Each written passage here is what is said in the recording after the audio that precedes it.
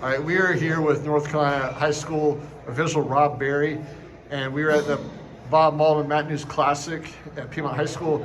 Rob, can you kind of talk about when you were working matches and tournaments and you saw Bob enter the gym wearing his hat, kind of what did that, talk about that experience, because this generation doesn't have, paper newsletters and paper brackets. It's all online and stuff like that. So talk about what that meant to the wrestling community when Bob would show up at a tournament or an event.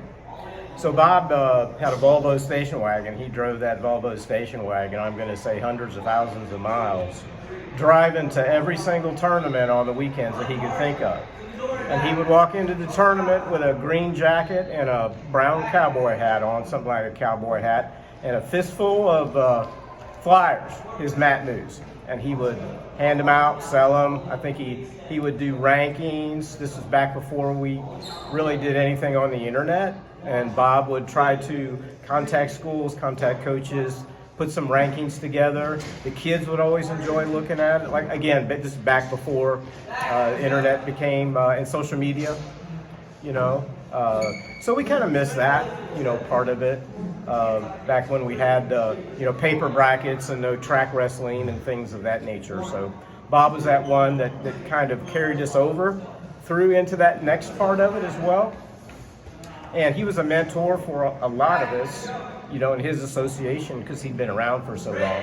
And Bob was well into his 70s and he would still call matches. If he needed to go call a match, he would go call a match.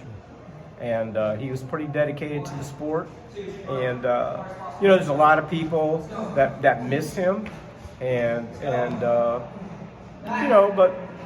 we're all better for knowing him and working under him and having him mentor us as well.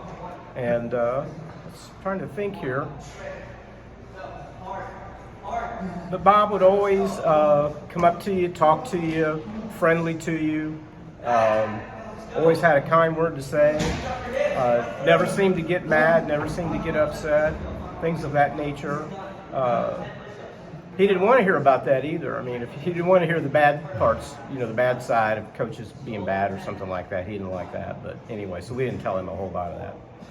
But that's about all I can think of. I think the first year they had this Mat News Classic here, I think Mike Kendall was here. And I know that Bob's son came here and talked, and I know that one year at one of the Hall of Fame inductions, I think his son was there as well and talked a little bit. So I've not seen his son for a while, but hopefully he'll come back to this tournament at some point in time and let us know how the family's doing.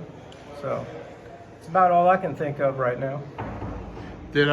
Did Bob influence you in any way, or Oh, what impact did he have on you as an official? I moved down here from Ohio in 1996, and I joined the state. I had no clue who was in charge. I just found out where the state was, sent them a check, and then all of a sudden I just started going to meetings, and then that's when I met Bob. So that was 1997. It was my first year calling down here. So. Yep, heck of a good influence on everybody, including me. All right. Appreciate it, Rob. Thank you for your time. Absolutely.